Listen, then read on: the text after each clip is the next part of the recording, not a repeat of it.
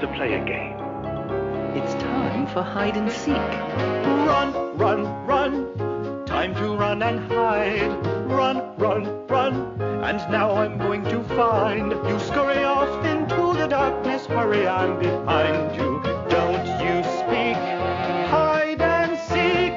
Tiptoe to the cellar or crawl under your bed. Anywhere you fled, I am going to find you. Stay inside the shadows, all you girls and boys. Don't you make a noise. Or I am going to find you. Run, run, run. Creep up on my prey. Run, run, run. Stalk the night away. Scuttle off into the night, but what'll be behind you? Don't you speak. Hide and seek. Like the frog inside. Good afternoon, good morning, good evening, and welcome people to episode 318 of Film Bastards. I'm one of your co-hosts, Mark Wilson, and as ever, I am joined by... Hello everyone. Ian Loring, good evening everyone. And I say as ever, you weren't with us last week. Well, you were with us for Rambo, but you weren't with us for the... Yeah, which I need to remember to edit into the non-patron show, because I didn't put it into the patron show. Sorry, thank you for reminding me. that could have been embarrassing. So yeah, we're on episode 318, where we are bringing you Ready or Not. And we've got, it's a pretty regular show, this one actually, isn't it? Yep. So we've got review of Ready or Not. We'll have some trailers. We'll have some news, maybe, if there has been any. Probably some tangents on what we've been watching. I know I've not watched that much because we recorded a few days ago, but Becky's got some bits to pick up from last time when you were on recording. You probably talked about them though. You can give your quick thoughts, can't you? Yeah. People care about your thoughts, Becky. Oh, do they? And Ian's got some bits that he's been watching. And yeah, we'll. So it's just you that's a lazy bastard. It's just me that's a piece of shit. Piece of shit. Yes. So yeah, cool. Ian, any news? Well, Sony and Disney made up. Oh yes. I And thought it last week. Well, it hadn't happened, so we couldn't. I thought it had already. no, it was I think it was like the day after. And literally they've just agreed the deal that Disney wanted in the first place, which is fucking hilarious. It is. It is like they all sat round a table and suddenly went, right, brainstorm. What are we going to do with this? What are we going to do with this? And then literally everyone just sat and went, Let's just give them what they want. Venom? And hold on. Well, we're already doing Venom. Yeah, but Venom. Could we get Venom involved with it? Right. We've made a huge mistake, haven't we? I mean, excuse me, it just makes everything so much easier now though. Like, you know, they can mention the other Marvel characters, and I'm assuming Kevin Feige will probably end up producing again, even though they made a big hullabaloo about him being too busy. And it feels right. And they've said as well that Spider-Man will now appear in another MCU movie as well. So then it's kind of like trying to figure out what the fuck that's going to be. For Avengers, won't it? Well, no, it's not doing another Avengers. They're not? No. There won't. That's the thing. It's like I don't think there's going to be another team-up one for a while now. So it would be. They have to establish all the characters, don't they? All the ones that are left. Yeah, exactly. So I don't know, and I don't think he'd be in Black Panther 2. It kind of feels like they've got enough characters in that cast to expand on that you don't necessarily need Spider-Man. Number 4. Right, okay, we are reviewing Total Recall next week. Yay! Is it next week or is it the week after? Next week. Yeah, so we've got Joker, and are we doing a bit of admin on there? Were we going to do King of Comedy and Taxi Driver with it, or was that just we were possibly all going to watch them? Well, I don't see why not, because Noel said he was going to, didn't he? Yep. And to be fair, I think if we asked Noel, do you fancy watching Total Recall?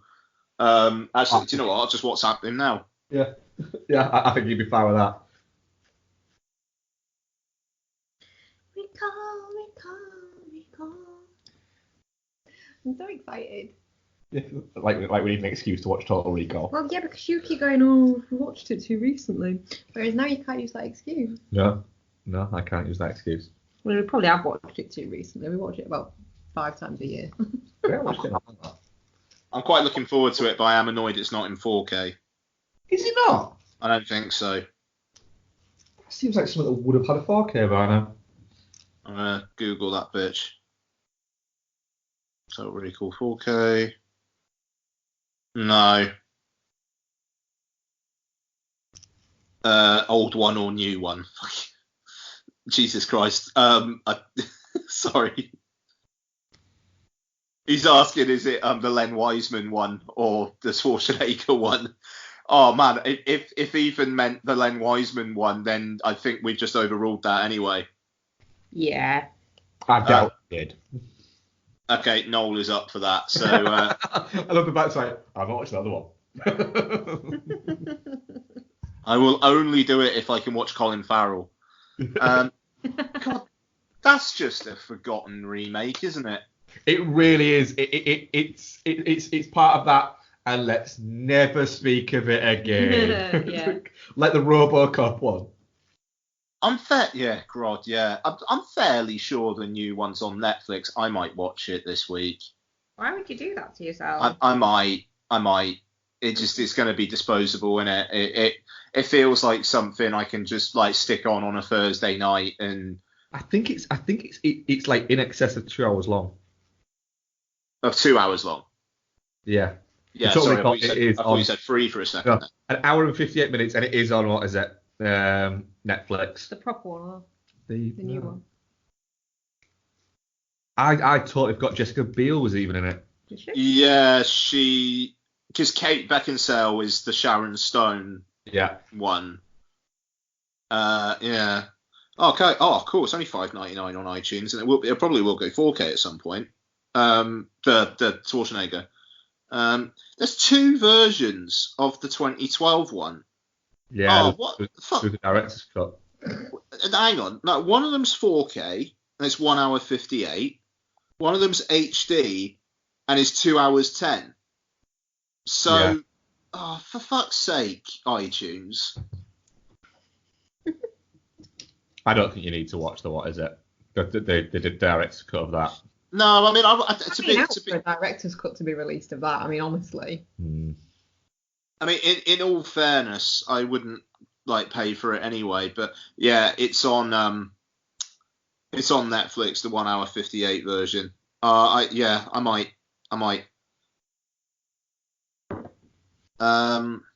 Right, sorry, I'm fucking tangenting like a cunt there, wasn't I? So that was harsh on yourself, not gonna lie. well, yeah, actually, no, it probably was.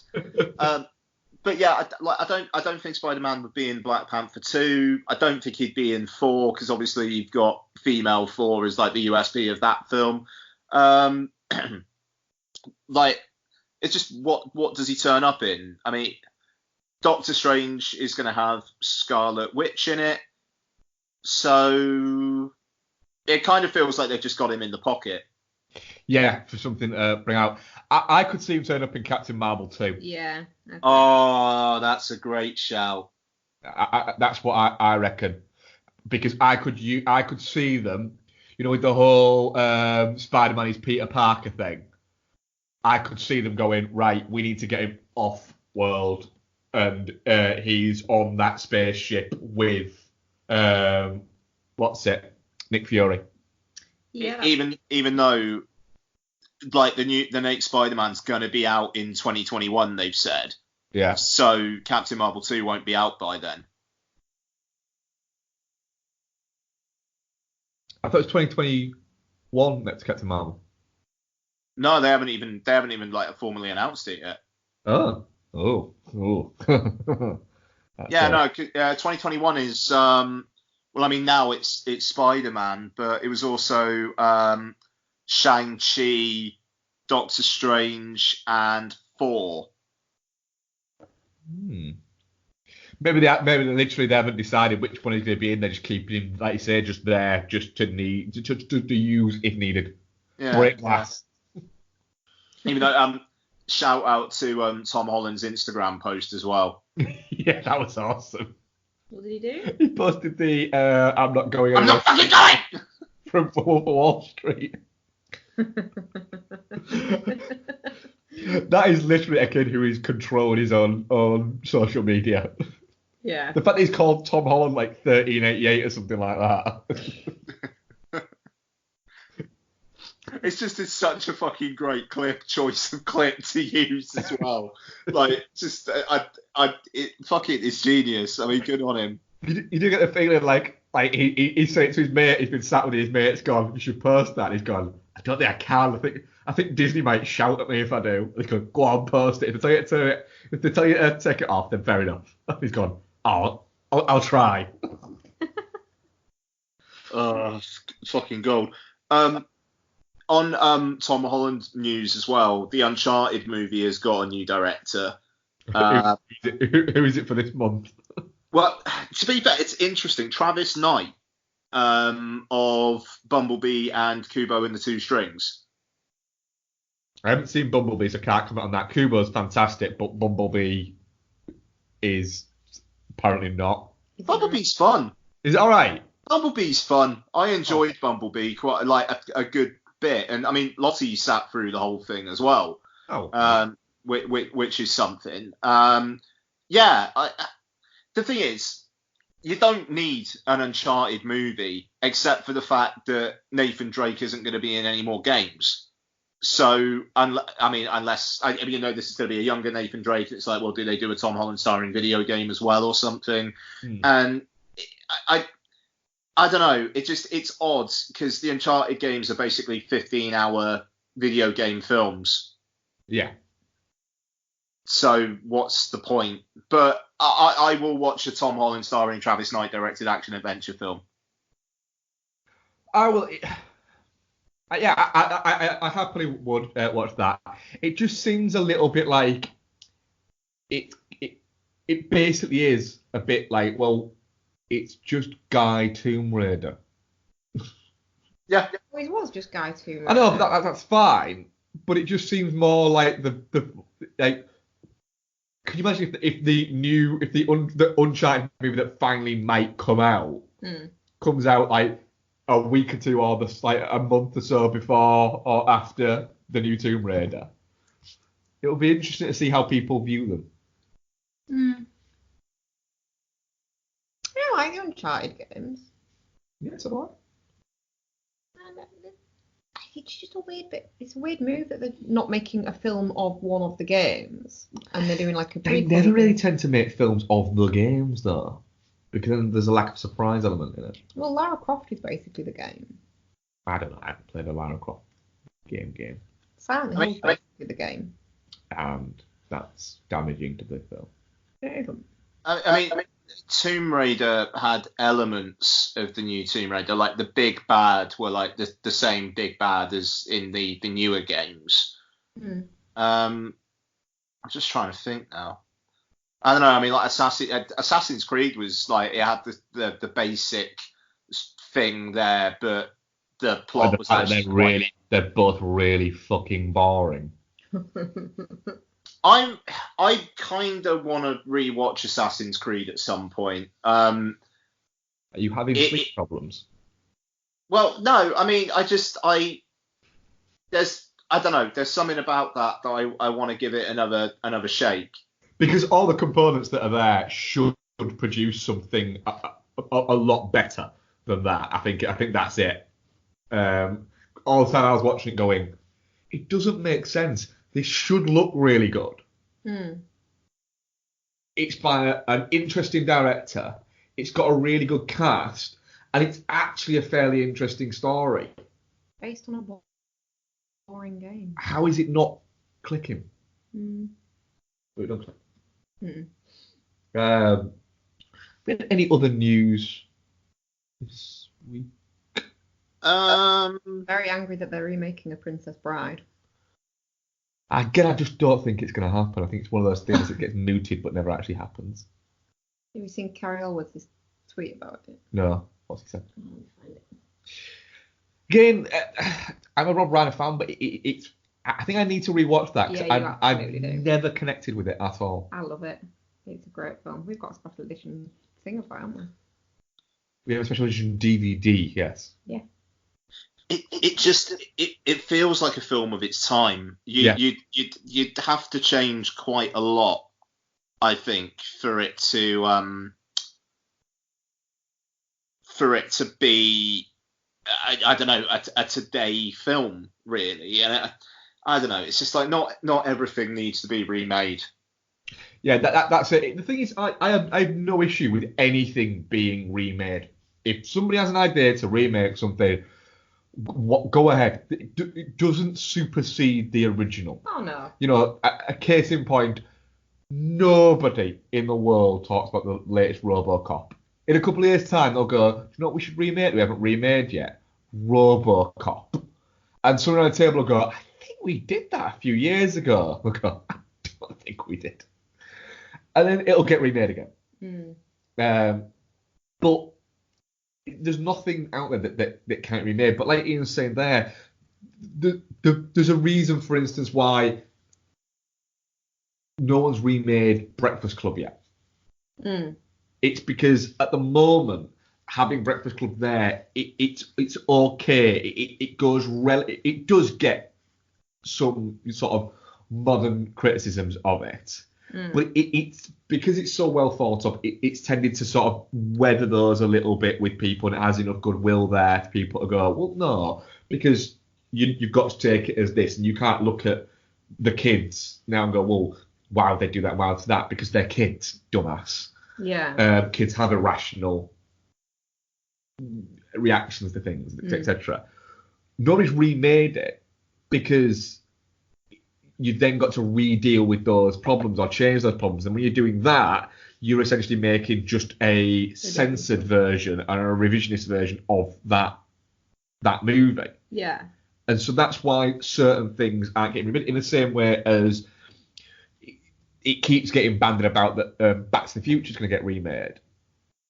And it's like, well, no, because we can still keep making money out of Back to the Future without remaking it. And what do we get out of remaking it? Well, that's the thing, though. Like, what's the point of making Princess Bride? They're not going to make it better. But I think for them, they're looking at it. They're as a accountancy for them. They're looking at sat around and going, right, could cast a big star there. Could cast a big star there. We can cast James Corden there. We can cast a big star there and there and there and there. And it'll make money just off all these names that we can throw at it. That's what they'll do. We can throw a music number at it there. They can't put a musical number in it. They fucking would. Maybe not an actual, what is it, a musical with a cast sing, but there'll be a big pop song. My thing with it is, like, it doesn't bother me so much if they remake it, because I'll just carry on watching the old one. But what's the point? Who's that for? Modern audiences that won't watch the original because they don't recognise anybody's name that's in it. But it's not the type of film that would, like, it's not the type of story that would draw an audience. Well, I agree with you. No. I completely agree with you. Even with a big cast. And then the people that like the original are just going to be offended. I don't even think it was that popular at the time. I think it's one that found an audience over time. Let's have a look. See if it lists how much The Princess Bride actually made on its release. Oh no, it did all right actually. 16 million, made 30 million at the box office, so you can count it as a success. And fucking hell, man! And with inflation, that's going to be getting on for 100 million, isn't it? Yeah, that's decent. What is it? Fuck, I completely forgot Martin offered a disc off for it. And you're right. It is a what is it? You're right. A what? A what is it? I was just taking the piss out of Mark. Okay. Trailers. It's always a fun game to play, actually. What? You. I know you play it all the time. Trailers. Have there been any since we last recorded? Do you want to do the ones that you saw, that you've seen, that we talked about last week? Have you talked about all of them? Every trailer ever? We haven't talked about all every of the trailer ones ever. that we've. Or is there any that strike out that you would like to talk about? No, not really. Cool. Love that content. All that content. The Irishman too. Well, that's the one that's come out. Has anything else come out since recording, Ian? Do you know what? Literally the only one in my head is The Irishman. Yeah, let's do The Irishman then. Yeah. Did you talk about the Frozen 2 trailer last time? I haven't watched it. Oh. Have you? No, I just wondered what you thought of it. I haven't watched it. That's what I think of it. Ian? Sorry, The Irishman?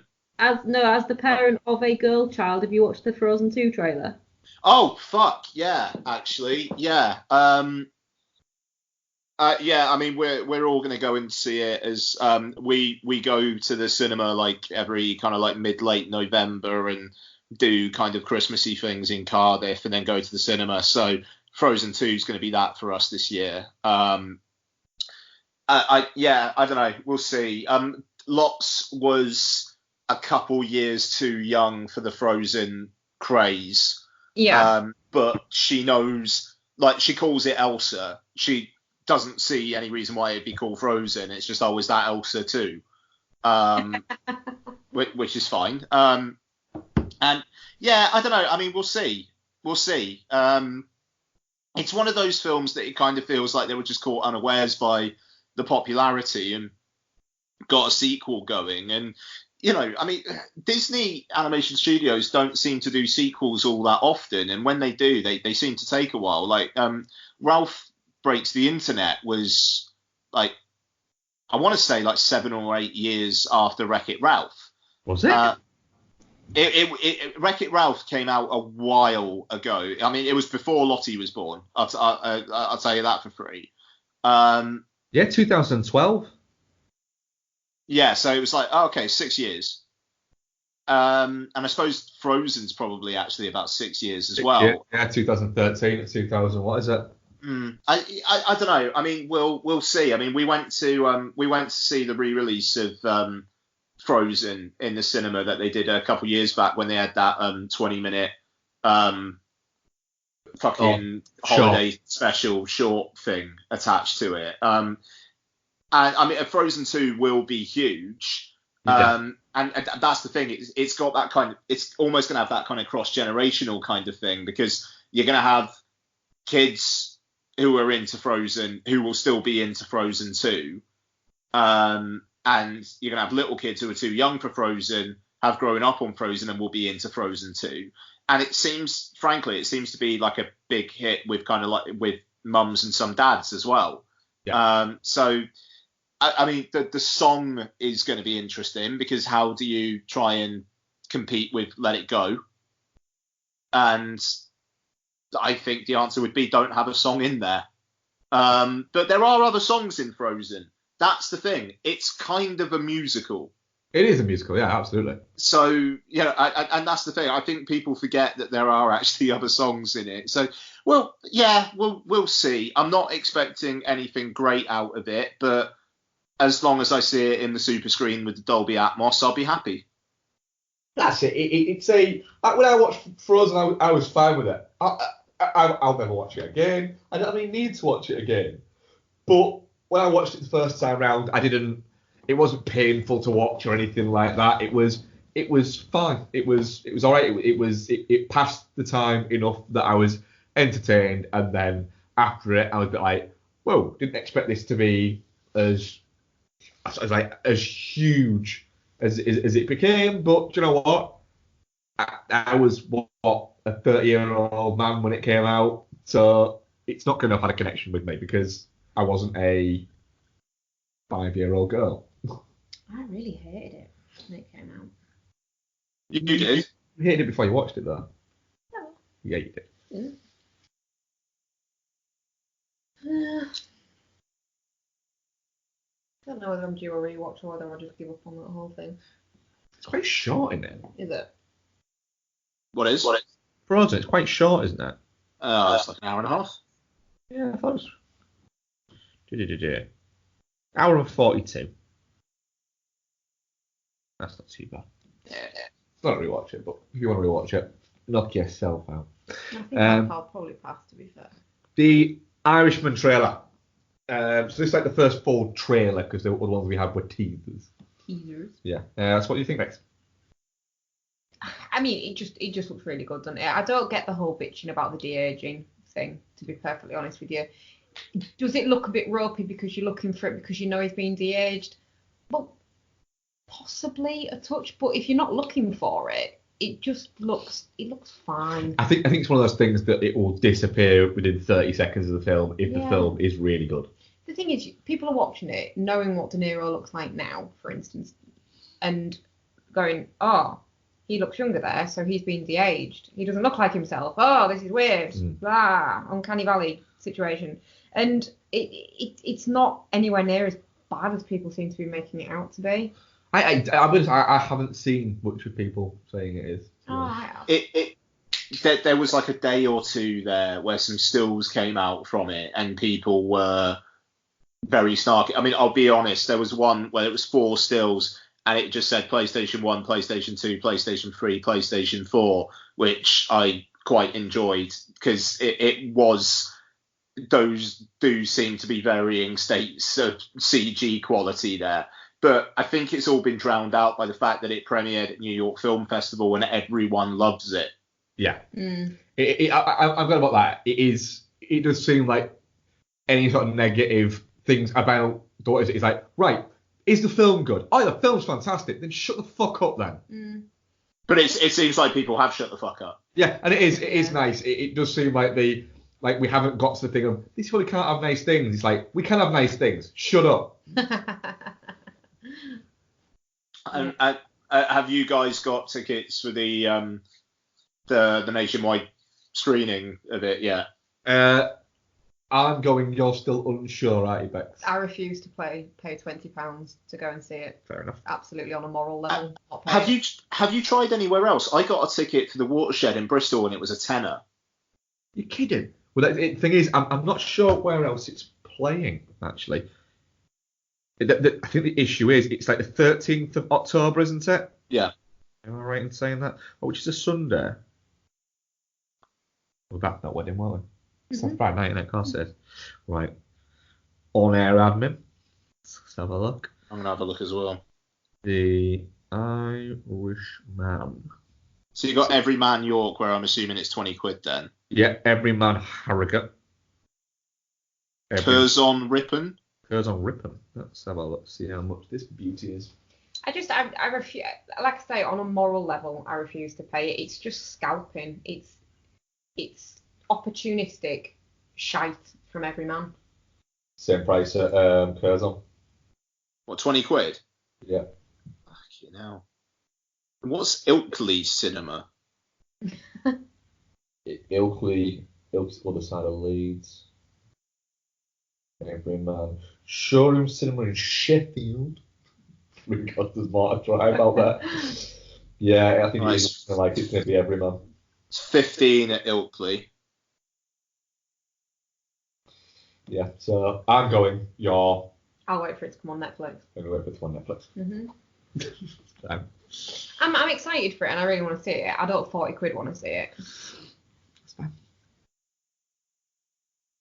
Just as long as you're not going to stop me going. No. Good. Because I'm going to go anywhere. I just go sneakily if not. Just go sneakily. Yeah, in disguise. Don't know why I go in disguise. They don't know. They don't know. You can sit there and have people getting pizzas and stuff served to them while you watch. No, they're not going to do it for this one. No, they actually I've checked. Yeah. Just fair fucking play to the Watershed though. Like I've always liked that cinema, and yeah, it's God, fuck's sake. So the Everyman in Bristol, it's £18. The Watershed in Bristol, it was a tenner. Like I don't know how Everyman are cheeky enough to do that. To be honest, God, fucking. I'm just going to check how much Everyman is if I wanted to go and see The Goldfinch. Yeah. If I was insane, let's say. I think it's a bit of a rip-off anyway, isn't it? Yeah, what's today? Let's have a look. So if I wanted to go and see £12.80. Ridiculous. They are literally adding an extra 50% onto the fucking ticket. Like I say, it's opportunistic scalping. I'm breaking smart. Do it. I'm going to go full fucking, what is it? I'm going to go full brewdog. Full fucking brewdog. What? whenever I go to a Brewdog to offset the fact that I'm giving Brewdog money, I break something. Oh, okay. Allegedly. Allegedly. Oh dear. I allegedly broke a tap at the one in Carlisle. Okay. All right. Let's move on. But I mean, to be fair, I'm having to offset the fact it's only going to cost a tenner for the fact that I've got to fucking drive to another country to go see it. That is insane. That's like when you wouldn't let me fly to Paris to watch the 6-hour cut of Once Upon a Time in America that time. I mean, I think that's justified. Yeah. I think when we laid it all out and it was 380 quid to go and watch a film, you were like, no. That's not the nearest place that's showing it to you, is it? Fucking right. There's 2 cinemas in Wales showing it.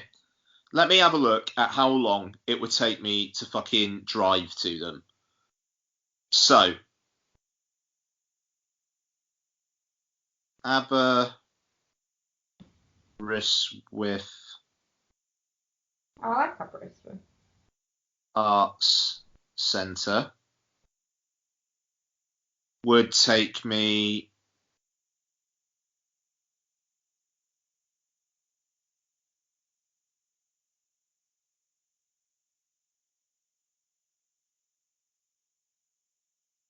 Let's have a look.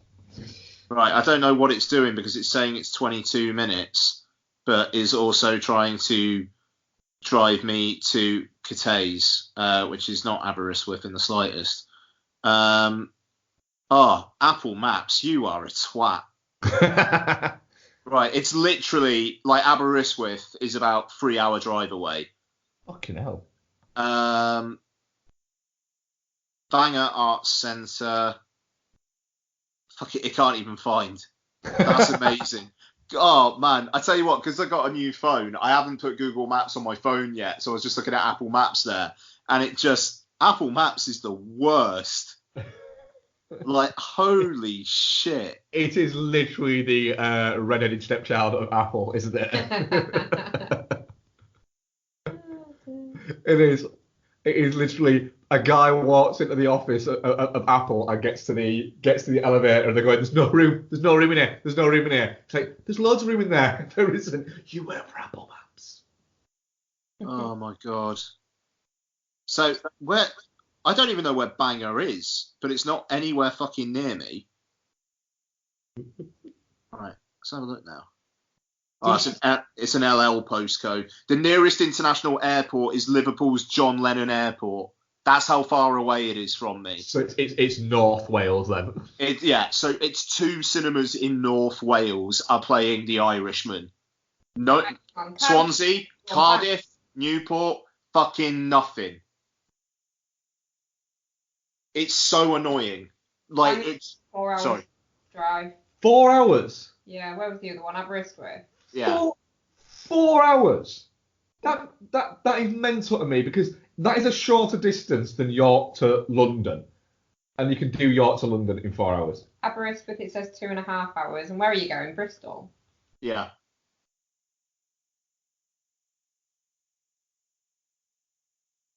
51 minutes. That's mental. Yeah. And it's in a whole other country. A whole other country. It's 1 day's walk from Cardiff to Bristol, apparently. Well, there you go, Ian. Well, 4 hour, 12-minute bike.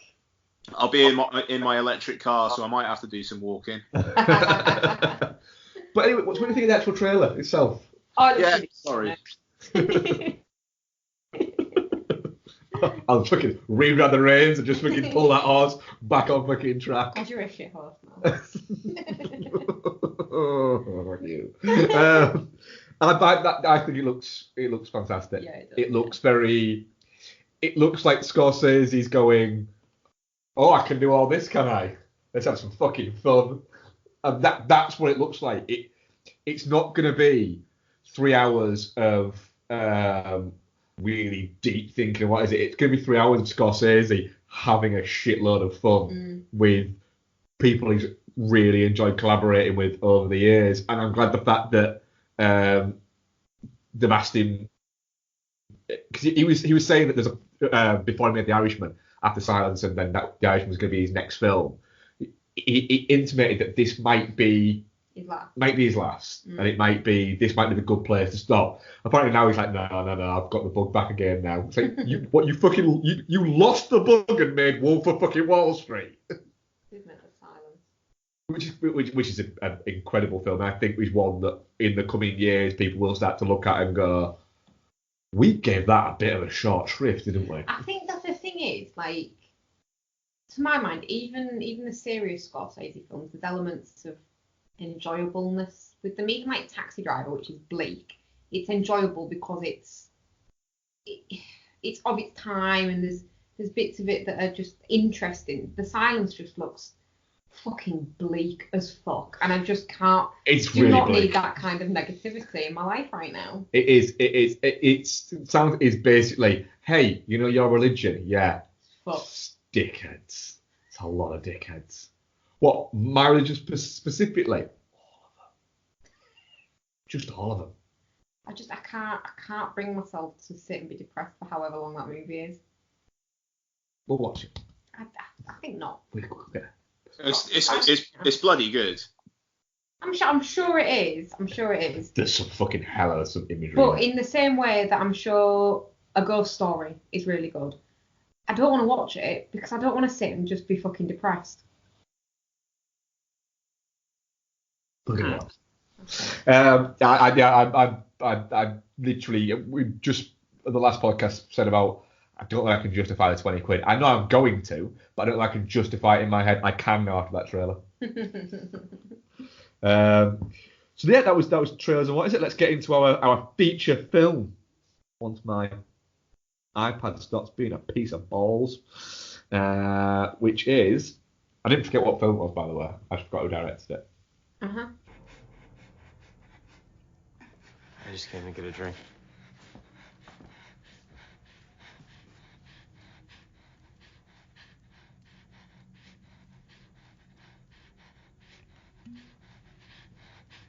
I have to call the others. No, you don't. No. You can help me, please. This doesn't end well for you. I just don't want to be the one to serve you up. Daniel, I'm begging you. I'm really sorry about all this. It's true what they say. The rich really are different. I'll give you a 10-second head start. It's Ready or Not. Oh, are you gonna murder someone's name? It's got more than one syllable mark. Are you gonna be alright with that? First name's quite simple. It's got a weird fucking line in it as well. What's that? Oh, this is fucking wild. This is. So Ready or You go Not ahead and butcher that. is the current horror du jour of this month. By Matt Bibbidi Boo Ugly One. Oh, you just put that dick for that. Yeah. By Matt Bentinelli. It's not even hard. Bettinelli Alpin. And Tyler Gillet. You never disappoint, dear. And it stars Samara Weaving, Adam Brody, Mark O'Brien, Henry Zern, Andy McDowell, and other people are in it. What's it about, Becky? You're going to keep laughing at me for no fucking reason. You bastard. So, Samara Weaving plays a person with a name, Grace, who is married into a wealthy family. The family have made their money primarily or originally from board games. And then obviously it is intimated that has developed into other things. Sports, leisure, things like that. Sport and leisure. And leisure. Gosh. Yes, sporty leisure. Sporty leisure. Yes. Do they make leisure wear? They do make leisure wear, I'm guessing, yes. Of the sporting variety. And she's marrying into this family. She is marrying one of the sons of the family, Alex. And it seems a bit weird there. He doesn't really seem to have a lot to do with the family. And then they get married, and on the night of that, they have to play a game. Becky's got a little giggling fit for some reason. The game is randomly decided, remember all spoilers all the time, guys, by placing a blank card into a weird Devil box. This is genuinely what happens. And then the card comes out and she picks the card. It isn't really her who picks the card. The card comes out of a machine. No, right, you're getting this all wrong. She puts a blank card. She doesn't put it in. She doesn't put a blank card in. No, the dad puts the blank Guys, card I don't think it matters who put the card in, for the love of God. The blank card's put in the devil box, and then she draws it, and it tells them what game to play. Yeah. So the devil box decides. Yeah, that's what I'm saying. Okay. You disagree with me, agree with me at the same time. And they get hide and seek, which she just thinks is a game of hide and seek, but it's not. They have to kill her before dawn, otherwise they'll all perish. Hide and murder seek. Yes, hide and murder seek. Becky's going to get a drink, so she walked away. So, Ian, what did you think to Ready or Not?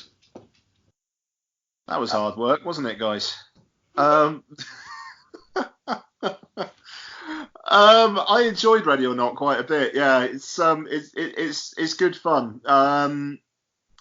It knows exactly what it is. It's fascinating to see it come out of Fox Searchlight. They don't do films like this. I mean, to be fair, Fox barely do. It's just this kind of seems like it would be a Netflix original film or something these days, or something like put out by Lionsgate. So it's fascinating. I'd love to know what the story was behind them actually putting the money up for this. But yeah, it's terrific fun. I mean, Samara Weaving again proving to be just a great actress who seems to be able to turn her hand to genre stuff very well. I mean, the fact she's done this Mayhem and The Babysitter is quite something, and I'm looking forward to seeing her in Bill and Ted Face the Music as well. And yeah, I mean, Adam Brody kind of doing Adam Brody, but that's fine. It's pacey. It's got some really, really good gore in it. It's funny. Yeah, I enjoyed myself immensely with this one, actually. Cool. Bex, what were your thoughts? Same, really. I absolutely loved it. I think Samara Weaving she's an absolute delight to have on screen. She's really charismatic. She's personable. Her reactions to things and the delivery of those reactions are relatable. Like when she's like, oh, fuck's sake, about stuff that's going on, it's like you genuinely would, if you're in that scenario and you thought you got away and then something crops up, you'd be like, oh, for fuck's sake, here we go again. It's relatable, and she's relatable despite the fact that she's ridiculously gorgeous. It had real Rec 3 vibes for me. Is that because of a wedding dress, though? No, just the kind of normalish girl put into a really sort of fucked up scenario and just having to badass up.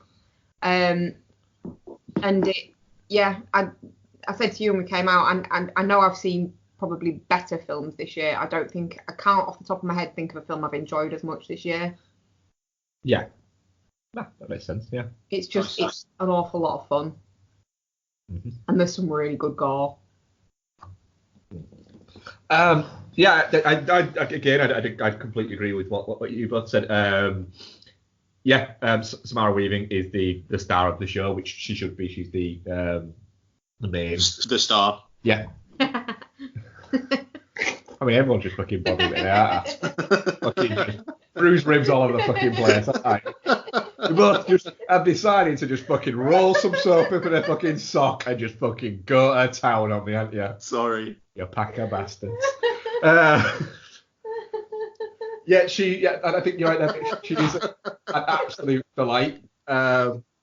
She's charismatic as hell. Adam Brody. I always found Adam Brody to be an interesting actor in the fact that he came out of the OC, was it? What's the OC? So come out of OC, and he's got all the makeup there to have gone on to being a kind of leading man kind of actor. Except he just doesn't want to be, it seems to be. It seems to be he likes cropping up as the and Adam Brody as mildly sarcastic knobhead. And he seems to like that. What is it? Yeah. And he's very good at it, and he's very fun with it. For that, I like the fact it's all in one place. I always enjoy movies that are all pretty much set around one setting that happen over one night. It's like in real time essentially, isn't it? Yeah. Well, not real time. No. I don't think there. But no. This film is 5.5 hours long. Shut up. Actually, no. Hang on a second. Considering it was like it starts at the wedding, I'd say this film is about I don't know, 18 hours long. Yeah. I mean, it's not, is it, Rebecca? You know what I mean? It's not like it's not spanning over like months or whatever. No, it's not spanning over months. It's all set on one night. Yeah. I said that. It's also it's really, really funny. It is really funny. It's the thing is, often when you get horror comedies, they either try and overplay the horror element of it to get laughs out of that. So you get over the top gore to generate laughs, which can be amusing, but sometimes can go too far, or they go too stupid and it ends up unbalancing it. Whereas I think this gets a great balance. So you've got things like the brother-in-law.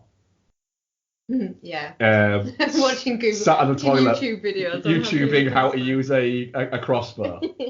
That is good. Bits like that. Yeah. Within it. There's just an air of ridiculousness of it. I find it deeply fascinating that one of the producers of it is it James Vanderbilt? Yeah, James Vanderbilt. Of the Vanderbilts. The Vanderbilt family, one of the wealthiest families in America. Oh, right, okay. And like proper... So you reckon it's like autobiographical? Proper old school money. Yeah. I just find it fascinating that he's a producer and he's looking at it going... Yeah, that's about right. I mean, yeah, this was about right. You know, fucking rich people. And the fact that you get like there's also there's just some gnarly bits in it as well. Oh, do you know what? When she falls in that goat pit and it focuses as it pans over to look at her on the nail, you're like, that nail is going through that hole in her hand. Yeah, that and the what is it? That when she's going through the gate, like tear it to her back. Yeah. And you're looking at it going, oh, no, she's so pretty. Yeah. A dress gets fucked up. Do you know what, as well, right? A wedding dress has never been used in such a practical manner as she uses it. No, she does use it in a very practical manner. She bandages her hand up, she uses the ribbon to strangle that man. She not very effectively. Yeah, that is one. That's on her, though. I think that's not really the dress. Not the dress, no, but it's a criticism on her. On that one, yes. Well, there isn't many bits. Like, there's a couple, but there isn't many bits where you go... Like, with a lot of horror films, you watch them and you're like, that's not... You wouldn't do that. We'll get to that. But with this... Not with this one. With another film we watched. Oh, okay. Oh, that one. But there is a couple of bits, where the car breaks down and she just fucking sits in it. You'd get out of that fucking car and you'd She run and does hide think in she's the killed him, forest. though. Oh, there is that, yeah. Also, you check the pulse before you fucking walked away from that little crime scene. Oh, you've got a gun and shot in the face. Yes. So yeah, there was that bit, but there's a element of I just want to get the shit out of this fucking motherfucker. She plays functional frightened very well, doesn't she? Yeah. Because clearly she's fucked up by this experience, but she still manages to power through and do what she needs to do. And the bit at the end where they all explode and she's just laughing is hilarious. There is only one mild criticism I've got of it. Well, Yeah. and it's the character of her partner. Mm-hmm. He flips very quickly. Mm. And it just seems like he was willing to go against his family with all this lot and go through all that lot to flip that quickly. I think it's because he realises he's lost her anyway. Regardless of whether she gets out of it. Which yeah, all right, He's like, well, fuck it, I might as well save my family then.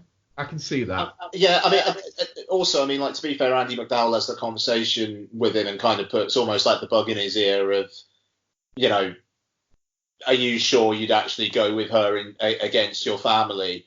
And it does get him thinking. I don't know. I mean, it's like, if she didn't say that, would it have been better or would it have been worse? Yeah, fair enough. Yeah, all right. My mild quibble is unquibbled. Unquibbled. Yeah. Like, the thing is, I don't think it's like one of the films of the year or anything like that. I think it's fairly insubstantial, but it's just really fun. And like you said, Bex, like them all exploding at the end, and it's brilliant because it proper faked me out. Yeah. I really thought it was gonna end. It was gonna be like there was nothing like supernatural, and then it just cuts to black or something. And I was kind of like gearing myself up for that. So just the way that they explode, like how sudden it is. I feel like it's like a test, though. I do like the fact that they've sequel set up as well. That bit as well, where they're all like, when the thing, and then they're just like squinting at the sunshine. But I kind of, because he appears to her at the end, doesn't he, and just kind of like nods or whatever he does. Yeah. I think because she survived, she was like worthy, but then because it's Aunt Helen that tries to kill her first, she explodes first. If they hadn't gone for it, I don't think they'd have exploded, because I think she won the game fair and square, and then they tried to break the rules by killing her afterwards. I don't think they'd have exploded. You reckon what is it? I reckon that was it. That's a way to take it, I think, maybe. Yeah. But I do like the fact. Is that your way of saying, oh bless you, no? No, I don't agree. But I can see logic to it. But no one explodes until she goes for it. No. But yeah, I do. I do like the sequel setup, and I will watch a sequel for it. What's the sequel setup? Yeah, I think there's a sequel setup. What? What? You mean what? Like how? The fact that the weird spiritual thing kind of looks at her and gives her like a winky nod or whatever it is, and then now she is technically the family. She's heir to all of this. Yeah. And so they can go places with that. She would have to explain away all the dead bodies though somehow. What, that'll get burnt up in a fire? Yeah, true. But it's like, well, why do you have blood all over you? Like, what's the story there? You know. It's bullshit because they've exploded. Oh, but I was trying to help people. I was trying to help them out of fire. What? And then they just exploded on me. Well, no, because that'll have all been destroyed in the fire. You got a few dead maids around though. Game, fire. Goat pit. The whole fucking, what is it? The goat pit? I don't think they'll look there. You reckon? I haven't looked there yet. That was true. Yeah. I think it set up the mythology of this story, the story of it really well. Because obviously having her completely unfamiliar to the situation, they had to explain it to her. So it didn't feel like... And I don't think they'll have explained it. No. I do come away going, I have some questions. But I don't have like unanswered questions. I just have things that I would like to have known, if you know what I mean. But yeah, it's one of those where I sometimes with these you watch them, you come away and you go, right, I don't know what the big hoopla was about that. It's not, what is it? But that it does everything that it should do. As well. Correct level of hoopla. It's 95 minutes long. Yeah. Which is how long these movies should be. Loved it when she punched that kid in the face. Oh, I loved it when she punched that kid in the face. Dickhead. Yeah. And I think that was a key moment when he wakes up and says, "Oh, I shot that lady." Everyone was, "What is that?" That was the moment for Brody where he was like, "Oh." Yeah, and the mother goes, "I'm so proud of you." Yeah, I think that was his we're fucked kind of moment. And he turned out to be the good one out of all of them. Yeah, I kind of wish he'd survived. I mean, he didn't. No. Shot in the neck by his bitch of a wife. Yeah, she was a bitch, wasn't she? Yeah. I love the fact that she was called Charity as well. Yeah. That's such a great one to say. I enjoyed the aunt very much as well. Like right at the start, I thought it was going to turn out that she was being like not nice and whatnot because she was trying to scare her off or something, and she was actually a good guy. So when it's just like she's the worst of all of them, basically, I quite enjoyed that, and I did like brown-haired niece, you continue to exist. That was a fucking great line. Like she kept accidentally killing everyone. Just yeah, like that little freak out she has about how she's useless and whatnot. They're all like, "No, you're not," and then they give her the bow, and as soon as she gets the bow, she just shoots that one mate. Like there's some really good comedy timing to it. It's just a really accomplished little horror comedy. It's impressive. It is, yeah. It's got a really nice style to it. There's some good fake counts in it, like the fact that you get that lingering shot on the shotgun, and then what is it? And you're like, well, that's coming into play later on. And then she tools up with it, and the butler essentially just goes, "What, do you think that's real?" Oh, he's a powerful prick, isn't he? Oh yeah, what a dickhead. Yeah, but yeah, it is. It's just a really solid watch, and one that I can quite easily see rewatching it numerous times because because it's the right length and there's a lot of sort of comedic fun value in there. So I'd very much looking forward to what is it. So I'm guessing we are all definitely not shit on that one. Indeed. Yeah. Our audience is 75% definitely not shit and 25% touching cloth.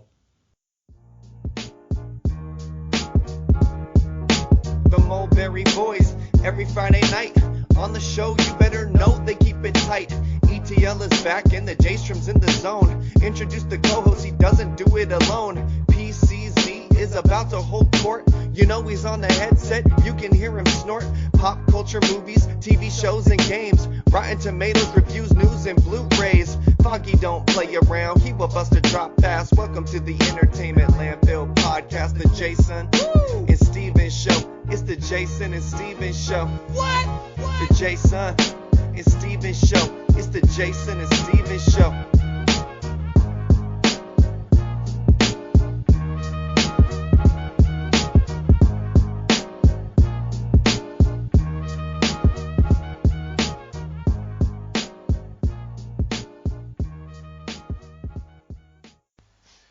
Are you tired of film podcasts where the hosts exist in a constant blissful state of agreement? I mean, the main characters are two of the dullest main characters I have ever encountered in any film.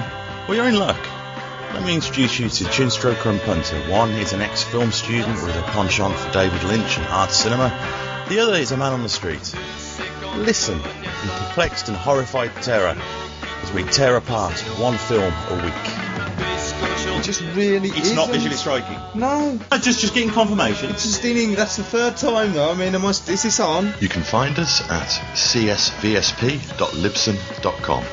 So come and share the victory. If you could fuck any man in film, who would it be and why? My answer is Lance Henriksen. Oh! He wouldn't tell. He looks like somebody. He looks like somebody who can keep a secret.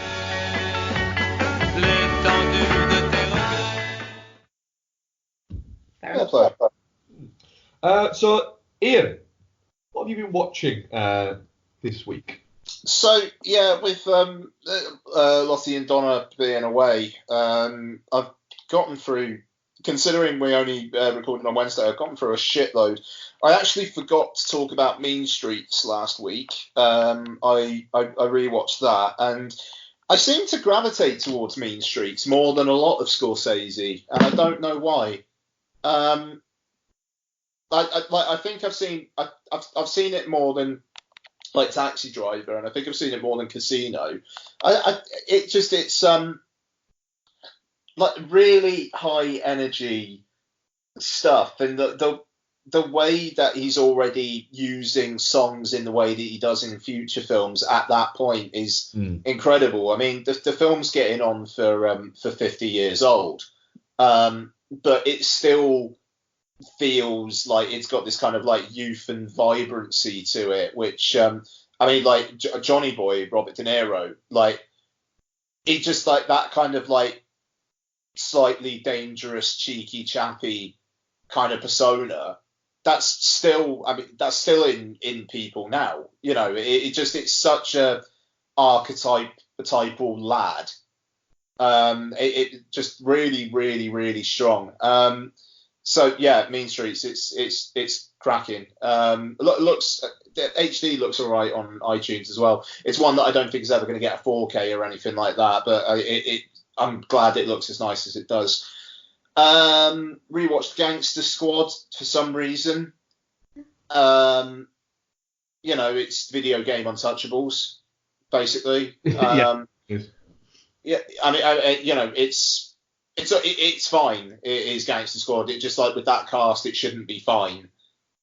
I mean, it's stacked. Brolin, Sean Penn, Emma Stone, Gosling, Anthony Mackie, Giovanni Ribisi, Michael Pena, Nick Nolte. That is a cast. It's a cast that seemingly got together because of the other people that were attached, not the filmmaker. But I mean, even like Sean Penn, he's put in his all into that role, and he's serving up some good ham, but it feels like appropriate ham. I don't know. It either needed to be more cartoony or more serious. I'm just. It's too in the middle, isn't it? Is it the last big thing that Sean Penn did? Probably. Let's have a look. It is. Since that. So Sean Penn did. He doesn't make a lot of films, but that was made in 2013.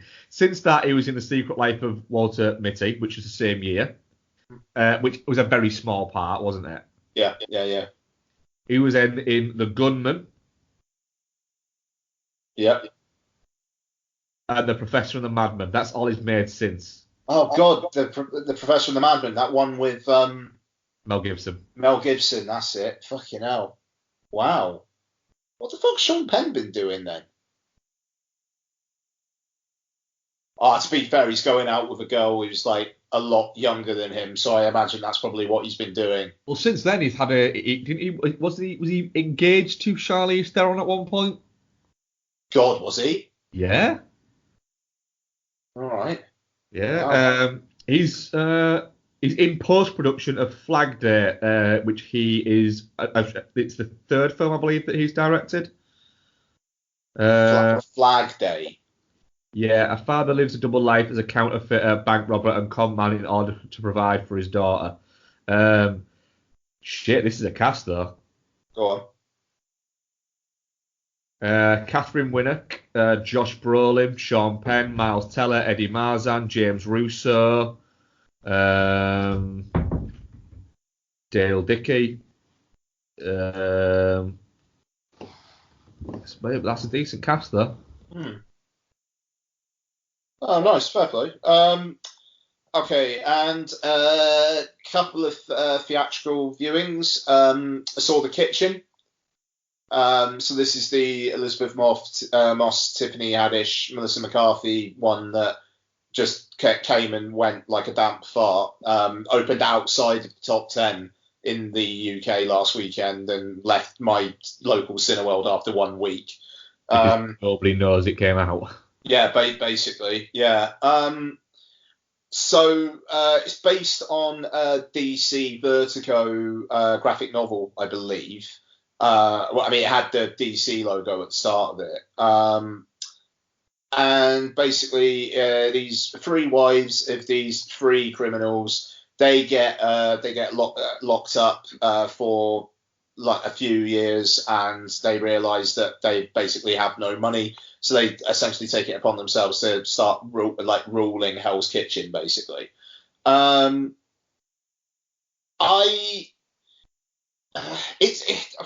the name of the lady who directed it? Andrea Berloff. Yeah, now she's written some notable stuff in the past, I believe. So it was Father Straight Out of Compton, World Trade Center for one film. But yes, I mean, like she's had her name on some things, and this was her directorial debut. And this is a film which feels like it was edited with a machete. It seems like it should be 2.5 hours long, and they've just cut it to the bone. There are scenes in it which feel like you've had a micro nap for 20 seconds and then woken up, but you haven't. It's just the start of the scene. But there's connective tissue within the scenes that isn't there. A case in point, this is a very, very, very mild spoiler for The Kitchen. There is a scene about, I don't know, maybe a third of the way through, where Elizabeth Moss, it's like basically they've set up this enterprise and some of the guys in the area don't like what they're doing. So Elizabeth Moss is walking along, and then somebody comes up behind her and then attacks her, and then seems to almost be trying to rape her, and then someone shoots the guy, and then she speaks to him as if she knows this guy, even though you haven't got a clue who this guy is. And then it turns out that the guy who went up to her and attacked her is actually like the main antagonist of the film so far. But you don't get a good enough look at him to realise who he is until you are told who he is after. And it's really odd. It's oddly discombobulating. And there's things like that happen through the film where it feels like longer scenes are just being picked apart, and like you're just having a needle drop over them while they play, so they're just more of a montage, even though they're obviously not supposed to be a montage. I mean, and to be fair, the needle drops in this at one point get Suicide Squad level of frequency and obviousness. I mean, it's a point where it's a bit distracting, is it? Yeah. I mean, they play The Chain a couple of times, and it's quite nice to hear The Chain. Fleetwood Mac, obviously, needing those royalties. And I mean, it just, the opening song of the film. What is the opening images of New York City skyline playing to? It's A Man's World. It's just fucking, just be less obvious. For fuck's sake, come on. Bronx Tale did that in what, 93? But being the film that it is, it's a bit. It is a bit on the nose. Yeah. And Common plays a police detective who is maybe on screen for about 3 minutes total. And it's like, why is Common playing that role? And it's like, well, because he obviously had a much larger role that has just been cut to ribbons. Oh, okay, then fine. But saying all that, I quite enjoyed my time with it. It's got a lot wrong with it. But Melissa McCarthy, Tiffany Haddish, and Elizabeth Moss are all really good. Elizabeth Moss, her arc, I thought was really interesting. She's this meek woman who gets beaten up by her husband, and when he goes to jail, she starts having an affair with Domhnall Gleeson, and he basically has come back from Nam and is a bit fucked up, and she is fucking into that. And it's like they're cutting up dead bodies, and she's getting turned on and shit. It's I don't know. It's quite daring, and it's interesting. But the thing is, it's almost all played completely straight. There are a few laughs in it here and there, but it's weird because you've got Melissa McCarthy and Tiffany Haddish in a film, and you're expecting to laugh, and you don't, and you're not supposed to. But it just, again, it's odd. It's just an odd experience watching this film because it feels like it should be better than it is, even though I don't think it's as bad as some people are saying. Like, some people seem to be saying it's one of the worst films of the year, and I don't think it's that. It's perfectly engaging while it's on, and I would happily watch it again. I'd also happily watch a much longer cut, which maybe just wouldn't feel as messy. Sorry, go on. Because the thing is, I it was crap times in York. I think I had like maybe 1 or 2 screenings a day, and they were like really late at night and middle of the day. So, but it is the sort of thing that I like this type of movie. So I was actually quite looking forward to it. And it was only when Ian, you said you were going to go to the kitchen, I was like, fuck, is that out? That it kind of went under. But I've just been what is it?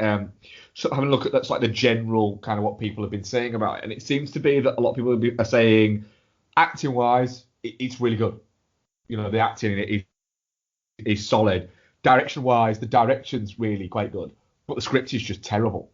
And the thing is, I was just looking at her other credits as a writer, and they're not great. Let's say, you know, I've seen Bloodfather. It's a fucking mess. World Trade Center is a mess of a film. Is it? Yeah.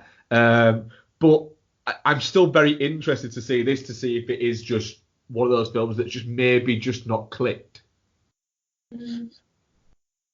It's odd. I mean, it kind of feels like Warner knew what they had and they kind of buried it. And it's odd with that cast and the fact it's a DC film technically. It's really weird that they have just kind of dumped it out the way they have. And I mean, it's about an hour 45, and I fucking bet there is a 2.5 hour cut of this film, which is a better movie. You can sometimes get that with movies that are supposed to have a lot going on in them. That's supposed to cover an amount of time that if you chop them down too much, you can end up losing the movie.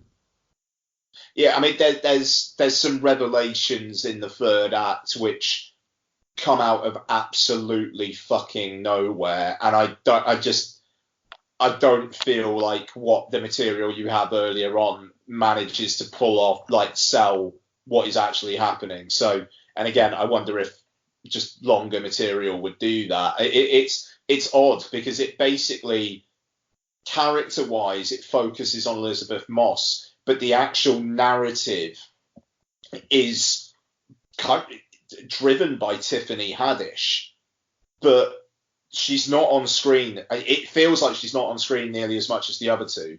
But in the third act, a lot happens with her character, and it's very odd, very odd.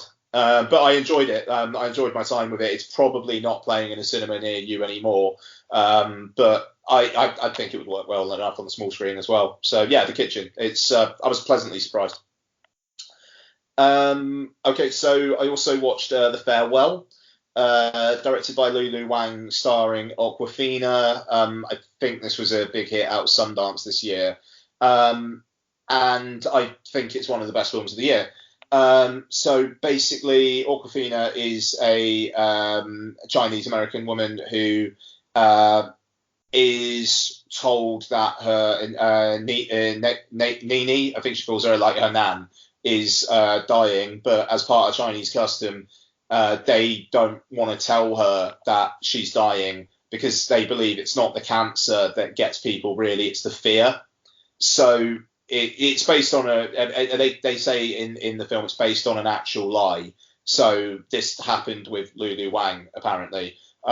So they make an excuse to travel over to see her by it's weird. It's like her cousin basically gets forced into marrying this girl that he's only been seeing for like 3 months or so that all the family can get together to essentially see Nana for the last time, but not tell Nana it's going to be the last time.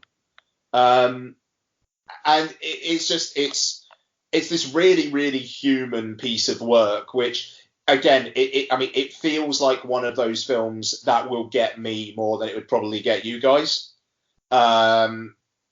It reminds me of if Beale Street could talk in that way. While the films are completely different, it feels like it's all about the gamut of human emotion, and that shit's getting to me for some reason at this point in my life.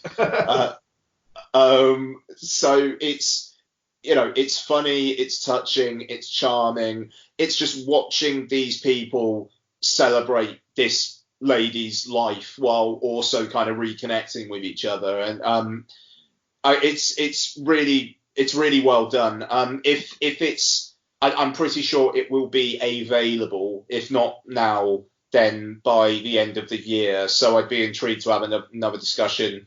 I'll probably be talking about it year-end time, in all honesty, and maybe we can get into it a bit more then. But yeah, Lulu Wang, she's got a voice, and Awkwafina is really good in it as well. She's not doing the kind of like the histrionics that she did in like Ocean's 8 or Crazy Rich Asians. It's a very, very measured, subdued performance, and she does really well with it. Yeah, really, really, really fucking good film, Mr. Farewell. Good. And lastly, in the last 48 hours, I have watched the original Batman films, the Burton and Schumacher ones. Because that's what I do when I'm home alone for the weekend. So I haven't watched these in a while, frankly. And yeah, it's interesting. Batman is an absolute fucking banger. That film is amazing. Nicholson is doing fucking otherworldly, like, god level work in that film. I love the way they have Jack Palance in it for like the first 20-30 minutes or so, just to kind of set up Jack Nicholson basically doing a manic impression of Jack Palance for the rest of the film.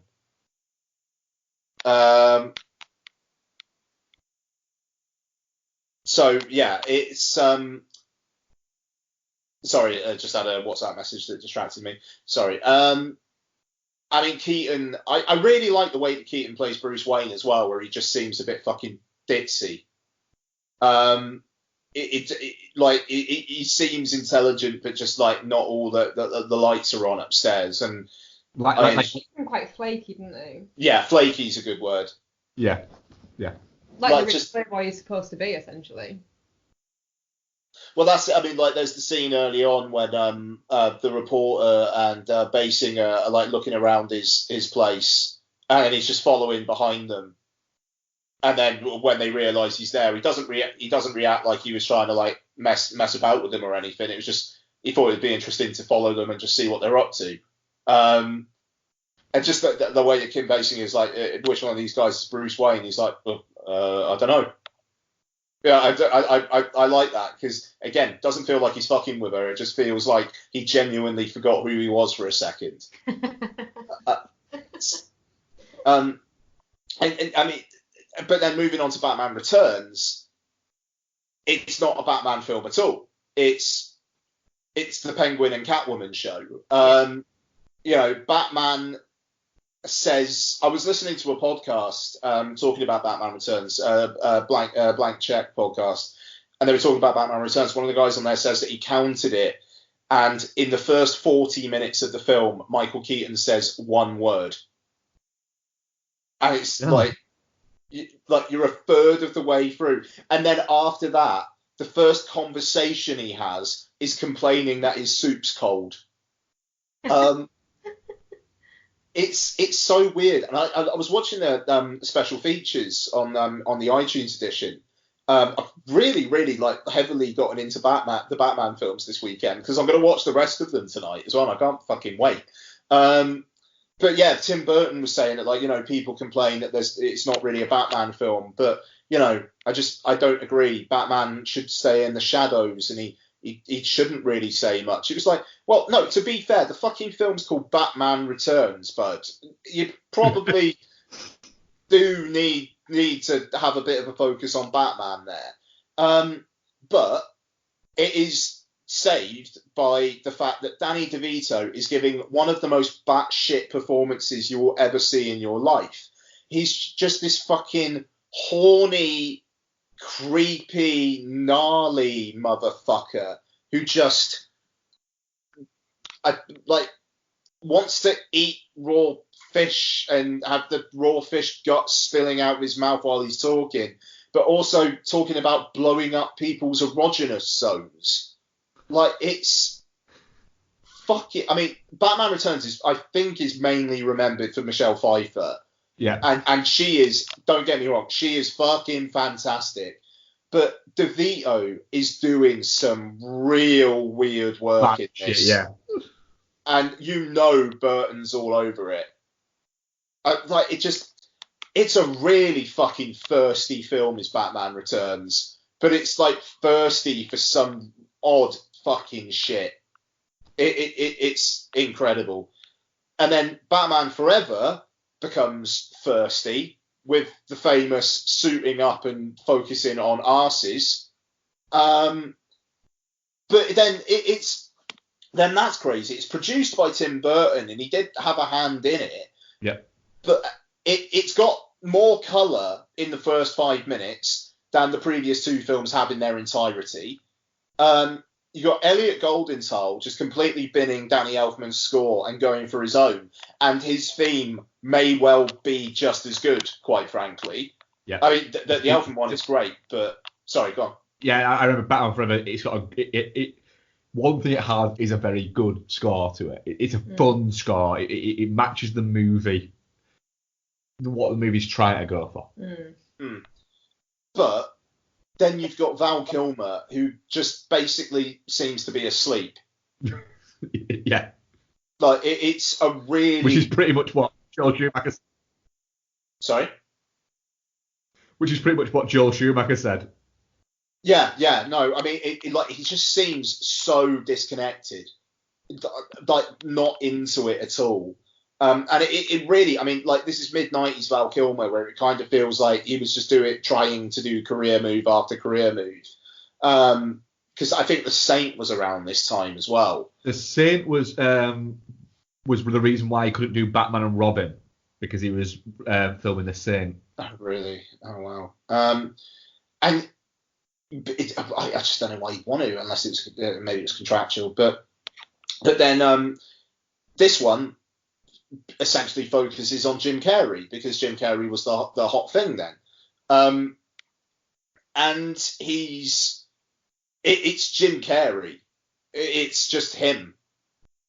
It doesn't feel like he's playing a character. It just feels like he's playing Jim Carrey circa mid-90s. Yeah. I don't know. I do enjoy his scenes with Tommy Lee Jones, and especially knowing in the back of your mind that Tommy Lee Jones is hating every single fucking second of it, but he's just having to put up with it anyway. But I'm sure Tommy Lee Jones got paid a fucking fortune for doing this. And that's the mid-90s were a weird time where Tommy Lee Jones was a really, really, really big name. Yeah, it was the post The Fugitive, I think, kind of. Yeah, no, quite. So, like, he probably got a really big payday for this. I'm sure everybody did, really. But yeah, it was weird, because then I watched Batman and Robin, and I seem to remember Batman and Robin being the really, really rough one. But I think it's Batman Forever. I've only ever seen Batman and Robin once. Yeah. And it was in the cinema. And I'll be honest with you, other than like the clips that I've seen around it since, I wouldn't even be able to tell you what the plot is of it. I remember nothing about that movie at all. I can't even in my brain picture Uma Thurman in it. I mean, it's interesting, because Uma Thurman is really the bad guy in it, because Dr. Freeze, or Mr. Freeze, there are human reasons why he's doing what he's doing, and Uma Thurman essentially manipulates everyone around her, even though her creation is basically because she got killed by her boss, which is essentially the same as Catwoman. But, you know, leaving that aside, Schwarzenegger, every single fucking line that comes out of his mouth is a pun. And it's quite entertaining, I won't lie. The opening sequence is him freezing up this museum and trying to steal a diamond, because there's a diamond in a museum. And then all his goons have got hockey sticks, and they're batting around the diamond with a hockey stick, and then Chris O'Donnell has a hockey stick as well, and his and Batman's shoes can turn into ice skates. Bat skates. Yeah, exactly. But it seems to capture the vibe of the 60s film. Whereas, I mean, there is a plot with like Alfred dying from some disease, and there's a couple of quieter moments. But the thing with Batman Forever is that it relies on Val Kilmer having to act. And that can be a problem when he's not into it. There's a lot of scenes with him out of the costume in Batman Forever, and talking about his dreams and how these repressed memories are coming up, and he's trying to work out what they all mean. And you've got that juxtaposed against Jim Carrey fucking twatting about in increasingly stupid costumes. I mean, like, literally, his last one, it's got light up question marks that just like light up all over the place every 5 seconds or so. It's a hell of a thing. I mean, from a production design point of view, it's doing like both of these films are doing some really interesting things. I don't know why Siri just got activated then, but anyway. But Batman and Robin just feels more, for me, it feels more fun. It's Uma Thurman giving me a teenage boner back in the day, and like kind of giving me one now, in all honesty. Fucking manipulating guys all around her, while Arnold Schwarzenegger does bad ice puns. But I say bad, but I mean great. Yeah, I mean, to be honest, you're selling it to me at the moment. So the thing is, it's fun. Batman and Robin is fun. It's ridiculous, but it's not nearly as grating as Batman Forever is. I mean, like Batman Forever, the last act was really hard to get through for me, and I didn't feel that with Batman and Robin. But I don't know, maybe it was just because I was turned on. I don't know. Like I was also manipulated by Poison Ivy, but hey, it felt good, so fuck it. Just So reading what? the quotes for this on IMDb. There's some great punnage. Oh man, I mean, Allow me to break the ice. My name is Freeze. Learn it well, for it's the chilling sound of your doom. oh yeah, that's great. I mean, like, do you know what happened to the dinosaurs? The Ice Age. Let's kick some ice. Yep. Cool party. Mercy. Your I'm techniques afraid are my cool condition down. has left me cold to your pleas of mercy. Yeah. Tonight hell freezes over. The Iceman cometh. The Iceman cometh is fucking fantastic. It's great, and because like the film starts with Batman and Robin like going out on a mission, and Commissioner Gordon's there on a screen. It's like there's a new villain in town. He calls himself Mr. Freeze, and I don't know. I just love the fact that Batman never knew who he was until he sees him, and yet Batman doesn't just fucking laugh. Because I mean, Schwarzenegger's costume is fucking mental. Like it's so good, and it just whenever Schwarzenegger wasn't clearly on screen, it was a stunt double. But I don't care. That man got top billing in a Batman film and probably got paid a fucking fortune to just do puns, and it was worth every penny. Worth every penny. I mean, he's not Jack Nicholson, but he's almost as entertaining to me.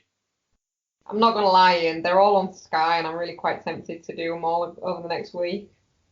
I seriously, like, they've all got something. Because I mean, Batman Forever has got the score, and I mean, it's visually really interesting. But they've all got something, and just the fact that it caps off with Batman and Robin, which is just the silliest fucking thing. I've had a decent time. I can't say I like Batman Forever, but I respect what Schumacher was trying to do with it. And they're just fascinating films. And, you know, the Nolan trilogy is obviously incredible, but these are different films, and that's really good. Like, I like the way that there are so many different interpretations of Batman, and they can all be so fucking different. It's great. The early ones seem to take much more inspiration from the TV show, don't they? Like, they're more that kind of vibe. Bit silly, kind of fun. Oh, I mean, the Forever and Batman and Robin are definitely doing that. I mean, Batman Returns, Tim Burton said himself, the only reason why he was interested in coming back is because they basically said, look, you can do a Tim Burton film. Yeah, which it very much is. Yeah, I mean, it's just Batman Returns, like, it's fucking mental, but in a completely different way to the way that Batman Forever is fucking mental. I don't know, for me, for some reason, they feel like Christmassy type films. Well, Batman Returns is set at Christmas. I mean, one of the last lines of the film is like, Happy Christmas, Alfred. Oh, that's pretty why then. I mean, Batman Forever is set around Halloween. Couldn't tell you when the other two are set, but yeah. Might make you watch the Batman movies with me. Cool. Like, just Batman and Robin. Like, and also the titles for Batman Forever and Batman and Robin are fucking great. They're proper, like, flying at the screen, big names, and Elliot Goldenthal's score just banging away in the background. Oh, it's good times. I really, really, really am looking forward to watching the behind the scenes shit on those ones tonight. Nice. Bex, what have you been watching? I think the only one that I've watched, sort of in addition to what you've watched. Like, do the additional ones to what I've watched. The ones that I covered. What is it that you give your thoughts on? Oh, okay. What are they? Well. Letterboxd isn't working. Refresh it and go again.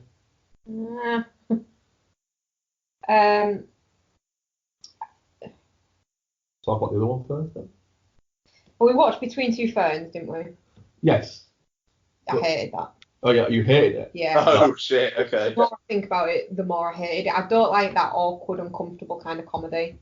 Alright. I just thought you didn't get on with it, but you actively hated it. Yeah, the more I think about it, the more I hated it. The only bit of it I liked, and the only bit of it that I actually found funny, within the actual body of the film, was the Dinklage bit.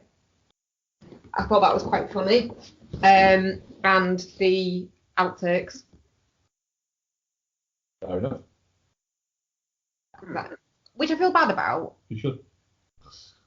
But it's not funny. I'm sorry, but on a scale of 1 to 100, how many words do you know to Keanu Reeves is funny? That's made me laugh all fucking week thinking about that. There's nothing funny to me about him just being insulting to celebrities, That's even if insulting. it is fictional. Well, it is. It's insinuating they're stupid. That's just. I don't know. I just don't find it amusing. Alright. But the Dinklage bit where she's stealing his eggs in the background, that's funny. And then the one that I watched on my own, I watched Chow Manhattan. The movie that's definitely not about Edie Sedgwick's life. Definitely not. It's completely fictional. But yeah, it's basically about Edie Sedgwick. Sorry, the dog's come and put his head on Mark's knee, and Mark looks really uncomfortable with it. I've seen this before, but I think I wasn't quite in the place where I could sit through the rambling. The meandering crap. Yeah, it's weird though, because I mean, you've seen it, and have you ever seen it, Ian? No. If it just concentrated on the bits that were her. So basically, it's about, there's obviously Edie Sedgwick. She was like the it girl for Andy Warhol and the Factory and part of that whole art scene. And then everything went off the rails. She took herself off and went missing for a few years, and then kind of was found again. But before she went missing, she was filming this, what turned out to be Chow Manhattan, and she'd done loads of footage and loads of audio tapes reminiscing on her time within that scene. And then when she resurfaced, she'd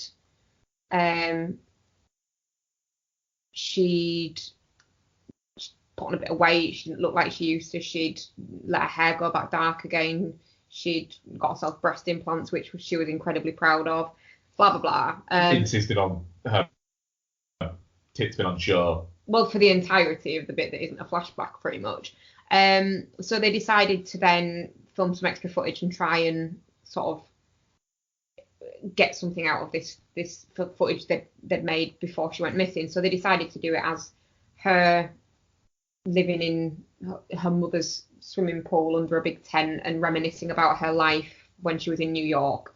So they used the black and white old footage as flashbacks, and then the new footage obviously is her talking at the time, which if it was just that, I think it would have been a much more coherent film.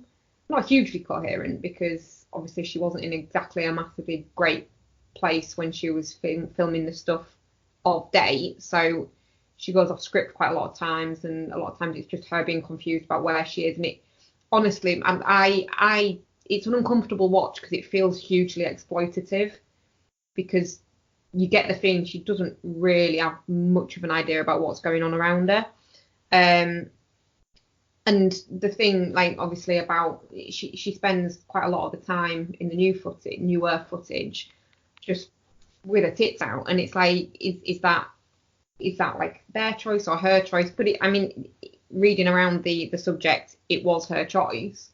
It was one of her only demands for doing the new footage, was that she got her boobs were fully exposed.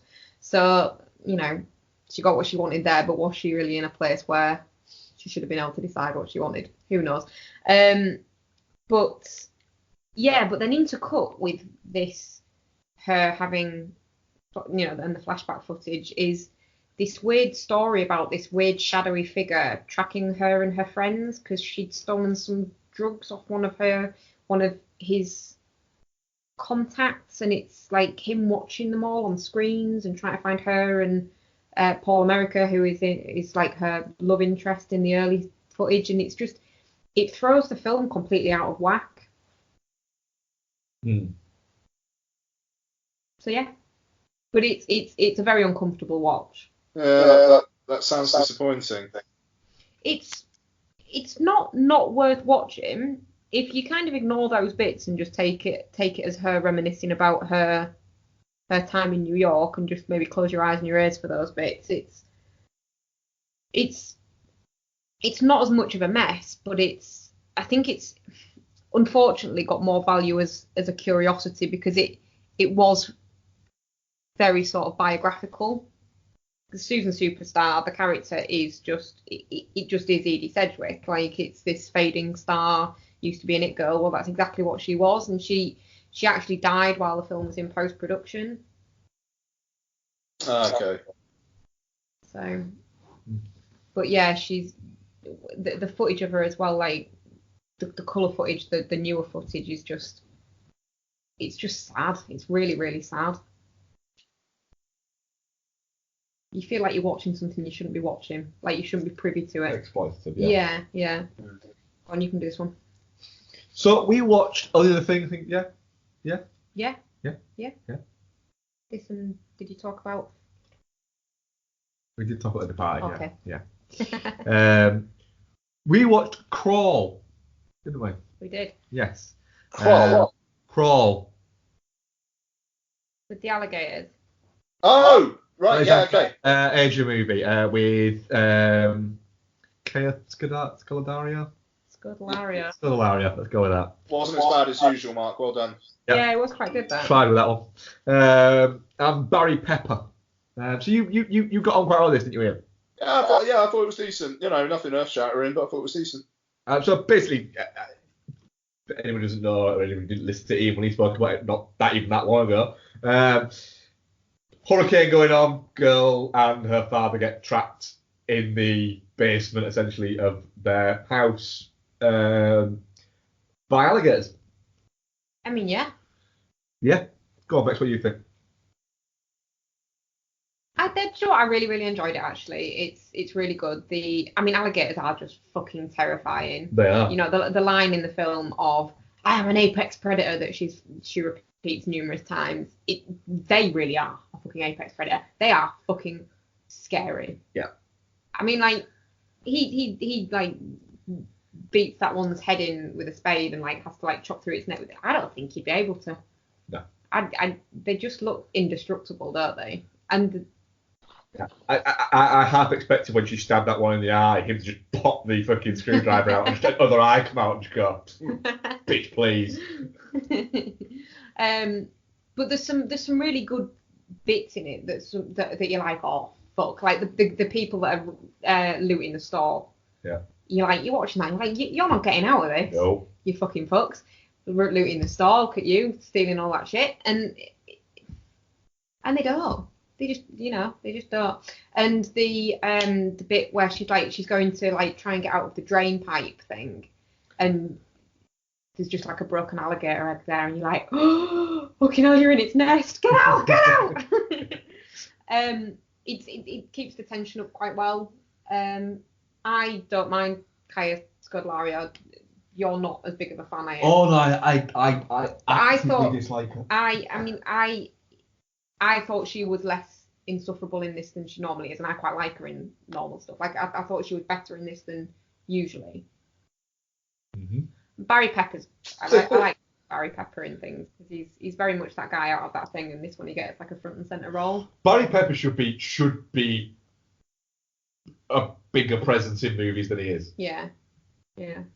He's been a great character actor for, 20 odd years now? Mm. And it just seems like, I was glad to see him in Crawl, because like you said, it's nice to see him in things. But it's kind of like you're watching it going, should Barry Pepper be doing films like Crawl? It's a weird one. I mean, it's a good film.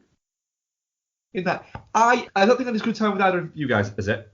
I was fine with it, but there was a lot of... I do find her a deeply unlikable screen presence. I don't like smug, and she's very smug. I don't think she was smug in this. I do think she was a bit smug in it. Do you reckon? Yeah, I do. But I think that's just her general aura is quite smug. I don't think she has enough time to be smug in this film. Like, there's a fucking alligator after her. Yeah, the time that she does have, she's like fighting for her life. It's amazing that she still managed to do it. The alligator in the bath's good. It does, but I watched it going, that alligator can get out of there. I mean, yeah, shower screens are not unbreakable. No, they're not. Alligators look quite strong. If frail old people can fall through them and die, an alligator can go, wait a minute, I can just smash my face through this. Yeah. Yeah. And there are moments in it where people are going, you need to do this, and as an audience you're going, that's a stupid idea. Like there's a bit, and all spoilers all the time, we're going, that boat is the only way we're getting out of here. You need to swim across there, you're faster than them, and you look at it going, you're probably not, for a starter. But also, get on the roof. Also, as well, just because you're in the boat, don't mean to say the alligators will go, fuck, she's in the boat. Oh, let her go right now. As ATM stealing lady proved. Yeah, exactly. You see, she was in the boat and it got rid of her. I did really enjoy the fact just seen it happen. I did really enjoy the fact though that they made it to the boat. Yeah. And they got in the boat and they ended up back in the fucking front room. Yeah, it is. I tell you that dog will have been so pissed off. The only person who makes all of the smart decisions is the dog. Yeah. We watched it with Isabel, didn't we, last night? And me and Isabel were there going, right, if Sugar fucking dies this film, I am done with this film. We were very much rooting for Sugar to live, weren't we? You were very much rooting for Sugar to live. I also was hoping that, at the end bit, when she lets off the flare and she's stood and she turns round and looks, Alexander Aja missed a trick there. What should have happened was another alligator should have cropped out of it and just grabbed Barry Pepper and dragged him into it. Oh, they get in the cage thing on the helicopter and it jumps up and grabs it. Yeah. Yeah. But even with the helicopter chaos, I was thinking, I hope an alligator jumps out and grabs that helicopter. And then I remembered I wasn't watching an Asylum or an SFX movie. And then was kind of disappointed that didn't happen. And then Googled Sharks versus Sharks alligators. versus alligators, and found Mega Shark versus Crocosaurus. Which is on Prime. Which is on Prime. So we're totally going to watch that. But yeah, I had enough fun with Crawl. It's under 90 minutes long, which is fucking great. I think I had a different type of fun with it than you guys. So the fact that the back of her sweatshirt just said Florida swimming. It's like, what? Just Florida swimming. She belongs to the whole swimming team of Florida. Just so you can remind us constantly that she's a swimmer. She's Florida State swimming fine, but Florida swimming. It just felt a little bit lazy. You're such a misery. I am not a misery. You are. I am not. It's a film about people getting stalked through their basement by alligators. How could you not have fun with it? Because you're a misery. I'm not a misery. Clearly, you are. So anyway, Crawl. Mark's a misery. That's fair. So questions. We have some, and I asked for them, and also as well, I asked a question out to the people. Where is it? Our question for you this week is nice and easy. What are your favourite road trip movies? So, Rick Kidd at Rick J Kidd. I've always been a big fan of Smokey and the Bandit. Solid. Nice. Ginger Prince Sideways, because I'm one of those up themselves wine enthusiasts. Fair. A House of Black Lantern. Two opposites here. First is a Hitcher for many obvious reasons, all tense as hell. And secondly, Wine Country. Something I went into with no expectations, and I really enjoyed just how little a fuck it gave about the wine. Wine Country, I'm going to find out what that is. It's got a bunch of people in it I don't think you'll like, Mark. Well, Wine Country cast. Let's have a look. Ooh. Oh, is that the one that's on Netflix? Yeah. So it is an Amy Poehler directed one with Amy Poehler, Maya Rudolph, Jason Schwartzman, Tina Fey. All those people can fucking fuck right off. Bex, what's yours? Sorry, you say Plane, Trains, and Automobiles? Yeah, it's got to be. Is it? Yeah, it's got to be. Ian, what are you going for? Quite like Little Miss Sunshine. That's a good shout, actually, that. Yeah, I think I'm going to go for that. Really nice score as well, Little Miss Sunshine. Yeah, that's true. It seems to be one of those indie films that had a big time when it was released, and now it kind of doesn't get spoken about an awful lot. We watched it not too long ago and really enjoyed it. Yeah. Yeah, you did actually. I don't remember watching it recently. Yeah, I watched it like about a year or so ago. Midnight Run. For me. Yeah, that's a great shout. Yeah, just because it's one of those films where it's De Niro having an awful lot of fun, but in a really, really good movie. And it was almost like his first sort of foray into comedy, and it's still his best comedic performance. And as well, De Niro says it's his favourite film that he's made. Fair enough. Nice. And we have a couple of questions that I'm going to find if I can get that right button.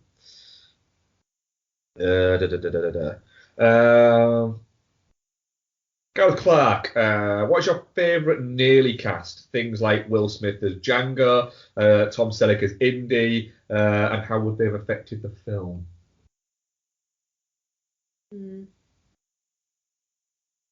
I go. The original choice to play Josh Baskins in Big from Penny Marshall was Robert De Niro. And he was originally going to be in Big, and it was going to be still comedy, but less comedic than it ended up becoming. I'm going to focus more on him essentially not being able to cope with the adult world as a child in a man's body. And I think that would have been really interesting, but then obviously we got a really great family film with Tom Hanks in that, what is it? And it helped kind of launch the Tom Hanks that we ended up getting. You know, because before that he was a comedic character actor. Yeah. And that's the strange thing about Tom Hanks is he's seen as like this big, you know, leading man, you know, modern day Jimmy Stewart. But the fact is he was a character actor and always has been a character actor. That'd be mine. I think just on the Batman tip, I think Annette Bening almost being Catwoman was interesting because that would have been a completely different fucking film. Like, that would have had a completely different energy to it. Yeah. And I can't see it in my head. So it would be interesting what kind of alternate reality kind of thing that would have made. Yeah. Because Annette Bening then would have had like a massive box office hit, and it's like, what way would her career have gone in that way? That's a good point. Yeah, we probably wouldn't have ended up. She probably wouldn't have got. She got an Oscar for. Did she win an Oscar for American Beauty? No, she hasn't won an Oscar yet. No, she got nominated, didn't she? Yeah, nominated but didn't win. Yeah, that's a good point. Actually, yeah. Just interesting alternate history that would be. Yeah. I think any of the different iterations of like who was gonna play Neo in The Matrix would have been. Like Will Smith. Or Will Smith, Brad Pitt, Leo DiCaprio, Sandra Bullock, all were in the running. Like any of them, like. Sandra Bullock was in the running to play Neo. Yeah. Oh, that'd have been interesting. Yeah, that would have been fucking interesting. That would have been really interesting. So it's like, I mean, the film is the film it is because of Keanu Reeves' understatedness. Like any of these other people, it would have been a completely different movie. And would it have done it as well? Would it have done better? Would it have changed the face of cinema as it has? Because there's no denying it has. The only one of those that is not interesting is Brad Pitt. I don't think Leo DiCaprio would have been. I don't think it'd been good, but it would have been at least interesting.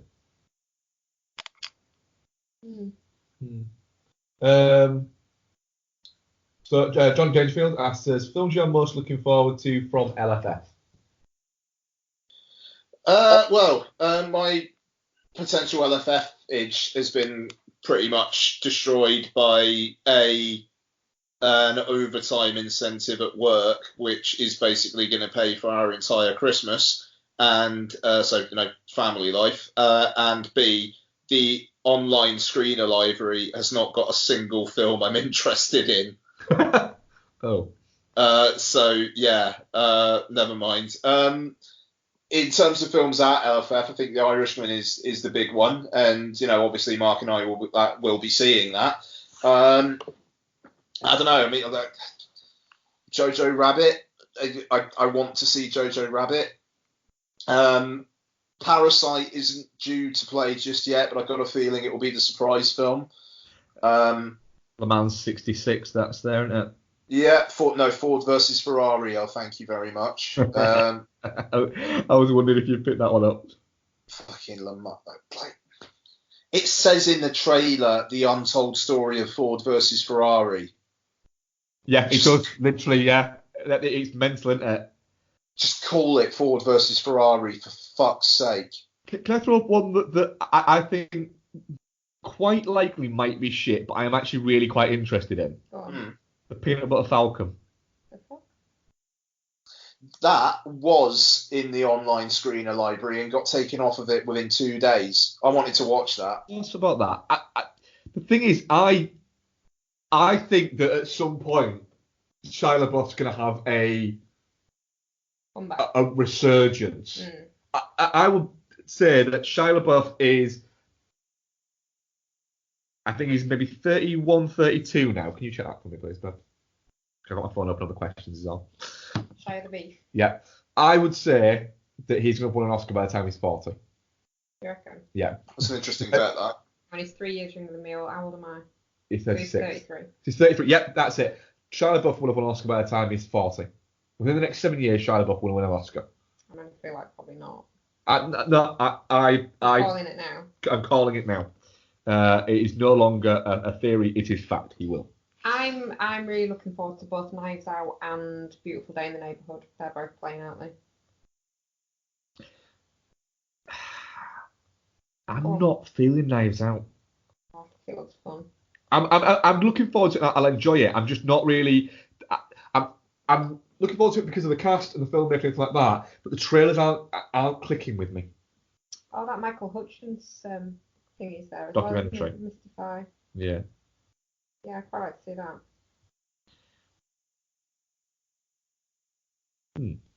that. What else have we got? Other questions. TGP 73. Favorite portrayal of the Joker: Romero, Ledger, or Nicholson? Ledger. Again, it's Ledger. It's Ledger for me. I do really like Nicholson. Sergio Romero was a big thing for me when I was a kid because I remember watching the TV show a lot. But I really, really do rate the what is it? So, and I'm not going to go hipster's choice and say, well, actually, Mark Hamill. Leto all day long. I like how that wasn't even in there as an option. Sorry, you didn't say something. Leto. No.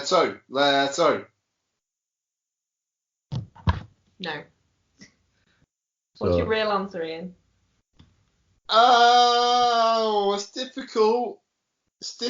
I'm going to rewatch The Dark Knight this week, so because at the moment I'd say maybe Nicholson for me, but next week I might well say Ledger again. I don't know. Well, actually, next week I might say Phoenix. True. Joker's out on Friday. Fucking hell.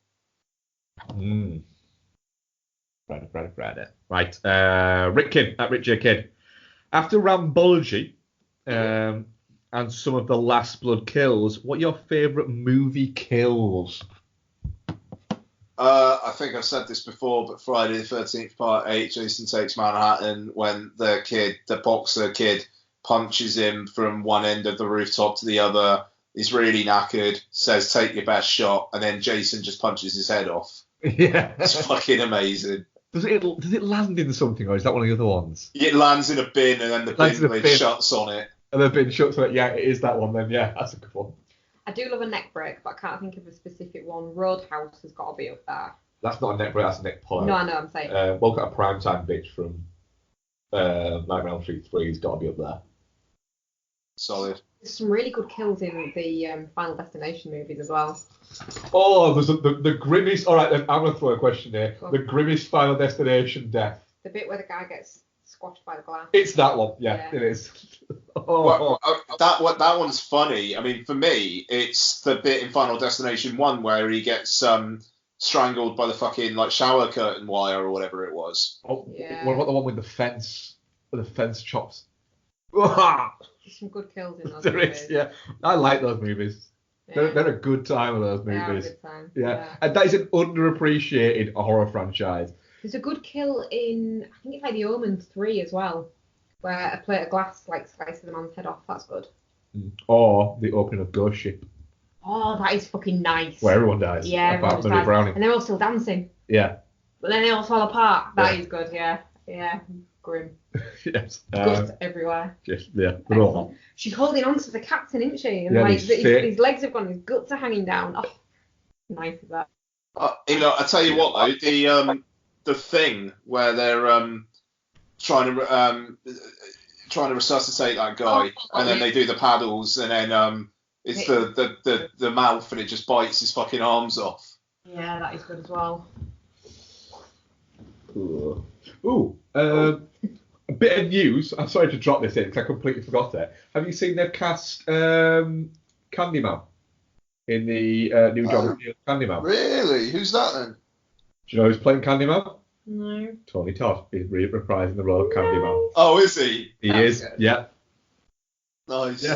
I saw that and it was like, apparently all of the when they were trying to decide who can we cast, and they kept listing actors, and all of them kept on saying, right, do you know what though? It's just they're not quite Tony Todd. And then eventually someone just went, why don't we just cast Tony Todd then? And then you want Tony Todd? And they're like, why haven't we thought of that? It feels like we should have thought of that. Yeah, so he's been recast, is it? That's great. Very much looking forward to that. That just makes all the sense in the world, doesn't it? It does, yeah. Tony Todd also once used to work as a subway conductor, and once stopped a train on Halloween night and said something. You can't remember exactly what he said, but it was something spooky about the train's new destination was hell, and put the lights on and off. And so many people got that scared that he got fired.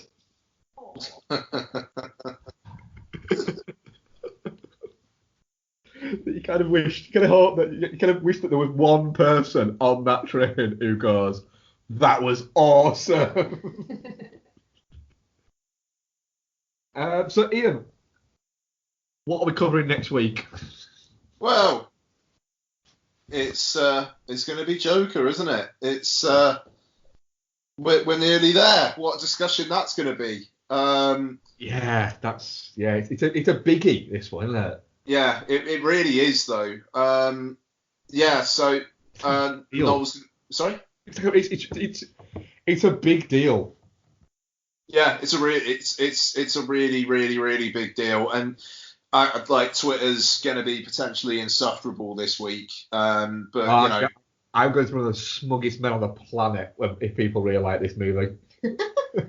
Going to be there, my Todd Phillips t-shirt on.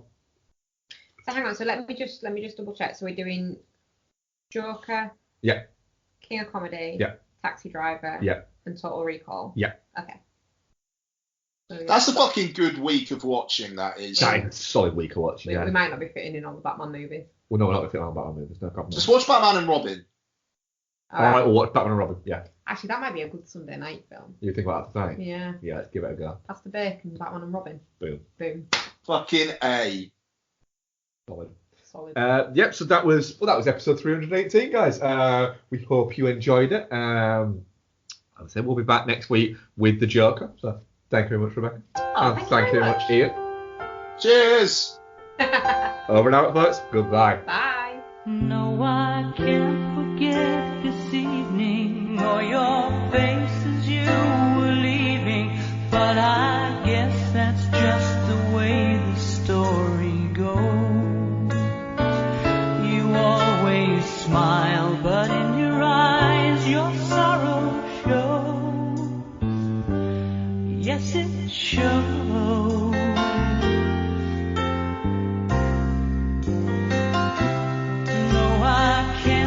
Forget tomorrow when I think of all my sorrows, when I had you there